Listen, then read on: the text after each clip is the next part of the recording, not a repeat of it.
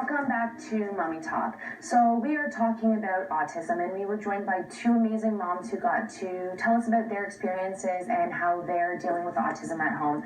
And now we are joined by Bruce McIntosh, who is with the Autism Coalition. Welcome. And not only are you with them, you're actually the president. That's right. So tell us a little bit about what you do. Well, the Autism Coalition came together 11 years ago at a time when there were age cutoffs for the intensive behavioral intervention program. And the Premier had committed to lift those age cutoffs when he was running. That was Dalton McGuinty. What made him lift them? Well, the combination of a lower court order that said that he should, although he won against that on appeal. But when they appealed the decision, a group of us parents spoke with one another and we realized, well, it's not necessarily going to happen in a court of law. We're going to have to look after this in the court of public opinion. And so we started then what the community is doing now, and we went out and ran 26 rallies across the province. Wow. Windsor to Sudbury, Hamilton to Ottawa, everywhere in between. And we simply kept at it and at it and at it until he finally really had no choice but to do what he said he was going to do. So I find it just absolutely horrifying to come back to the thing 10 years later and see them trying to undo a good thing that we managed to achieve then. And as shocked as I am to hear myself say it, I'd rather have Dalton McGuinty back. The decision that this government has made is harmful for these kids, and not just the kids that are touched by autism now in the system, 16,000 of them, but every kid that's going to come. Because what they've decided, with absolutely no scientific basis whatsoever, is that, well, IBI just doesn't work for kids once they turn 5. It's an absolute fabrication. The expert panel report that they sought doesn't say that. There's plenty of evidence, my boy among them, that it absolutely does. My son was in the program from 5 until 9 years of age and made extraordinary gains as a result of it. He's earning high school credits these days. But what's worse is that the proposal that the government has to spend this $333 million that they've announced is almost worthless, because it will lack the intensity that kids on the spectrum need in order to learn. And let me put that in context. Right now, the IBI program is one-on-one therapy for anywhere from 20 to 40 hours per week, and it lasts from 2 to 3 years, perhaps more. What the government is offering is, and instead, a consolation prize, if you will, is 2 to 4 hours per week for 8 to 12 weeks. Oh. So let's just, what we're talking about here is taking away the zeros and turning the years into weeks. That's the difference in intensity. Can the children achieve the same outcome from the weeks as to the alternate, what they're currently getting? The research shows that no, that they won't. They simply won't. When you're under the 15-hour-a-week mark, you might as well not be doing anything. Yeah. There are behavioral practitioners in the province that will actually refuse to take on clients if that's not the minimum, because they know it's just not going to be effective. So they need to have a minimum of 15 hours per week in order for the therapy to be effective. 20's the floor right now. Okay. There's some research that says that you can cut corners here and there, but really, if you want to do it right, Let's just do it. Let's just get right into it. And let's let the clinicians, the behavioral analysts, make that decision about how many hours and at what age. Mm-hmm. Because behavior analysis, I mean, it's not just done for people with autism. It's done for people with brain injuries. It's done for a variety of disorders. And it's very effective. But the decision should be made by the professional who's working with the kid, not some government bureaucrat who just decides, well, that's the age that we're just going to. Now, they weren't consulted either. Well, that's right, they weren't. I was going to ask, is everybody represented in this panel or this representation as to, to give their professional opinion? The short answer is no. There wasn't a single behaviorist on the government's expert panel. Okay. And what's worse, I have a list that turned from 10 to 11 over the weekend of BCBAs who applied to be on the panel. There were 3 vacancies that were advertised on the government's public appointments website. These professionals, and who have designations in addition to their BCBAs, some of them are child psychologists, there's a range of disciplines represented. Okay.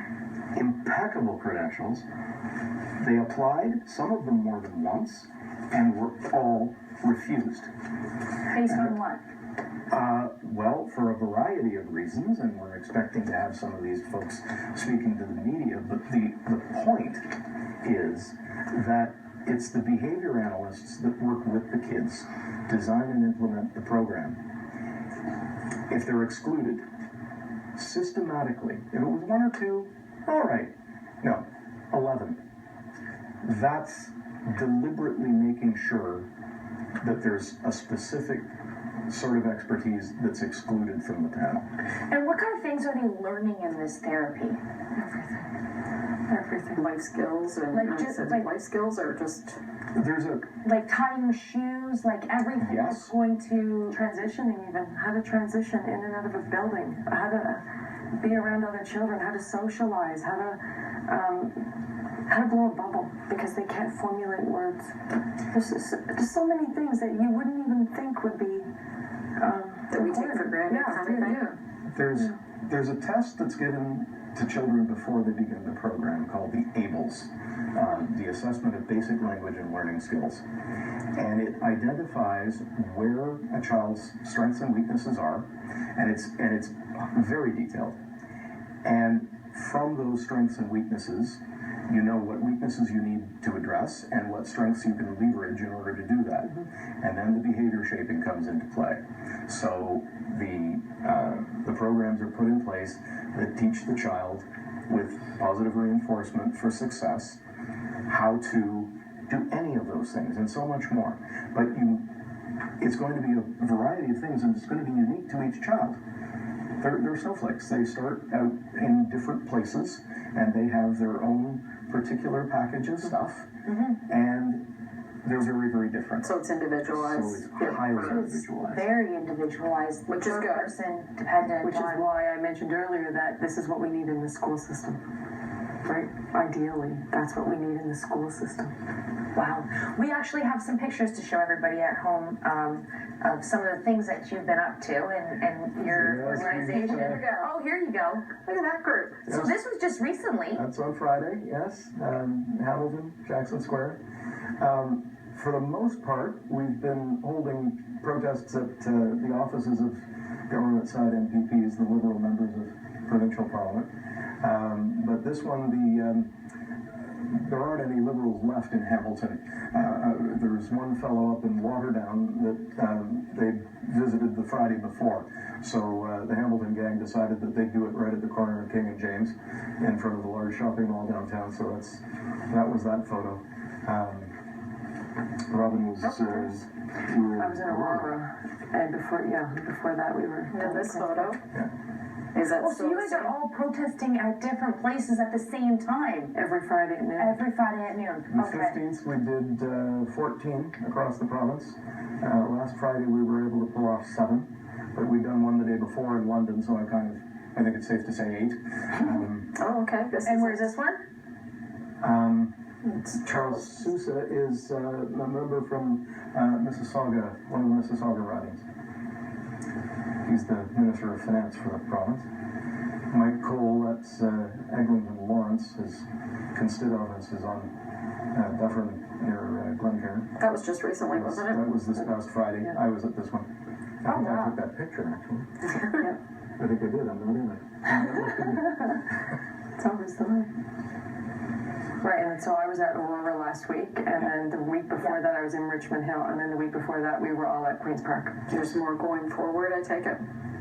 Well, the fun part about this week is that the legislature isn't sitting at the moment. This is every Friday, the members go back to their own ridings to meet with constituents and address their problems. This is constituency week, so they're not at Queen's Park at all. They're in their own ridings, and so we're going to be visiting pretty much daily. Earlier today, I was at the Mississauga Convention Center, where the Premier was making some sort of economic announcement, and so we decided to let her know that she needs to listen. Wow. Now, how can people help, like just general public? Well, I think your producer was nice enough to queue up the address for our Facebook group. Yeah. You can also get us through the OntarioAutismCoalition.com website, and we're on Twitter, ONT Autism, and The hashtag autism. that's the hashtag, right? Autism doesn't end at 5. So those are all sorts of ways to track us down. And this is all for your new campaign based on the new legislation that is supposed That's to right. be being passed. That's right. And we pulled this all together. Bruce It's is running been astonishing, and Very quickly. running it. I'm part of a huge group of parents. It's really astonishing this time. When we did this 10 years ago, we began with 5 parents, and I think when our membership was at its peak, I think we had about 1,800 families across the province. Right now, there's about 5,000 in our. If you combine our Facebook group with another large group that we're working with, and it's come together. Well, the announcement was made the 29th of March, so in less than a month, it's skyrocketed. We have It volunteers. literally has been weeks. We have volunteers that just watch for the applications to join the page, and that's all that they do. So it's taken on a life of its own. But parents know what their kids need. They know that this is a wrong-headed decision.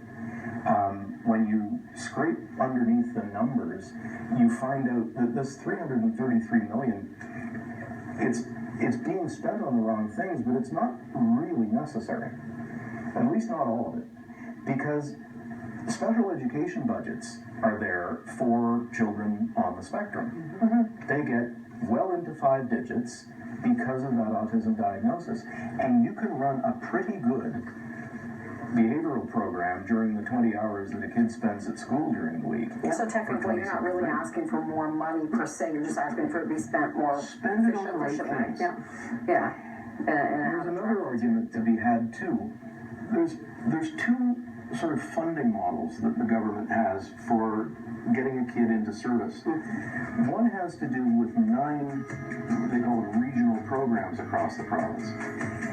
They can go to those regional programs, or the regional programs can subcontract a private sector provider. Bruce, sorry, I'm going to have to Those interrupt guys you. cost a I'm sorry. third. But everybody can come back to your Facebook and they can contact you there and get all of the great information that you have to provide. Thank you so much.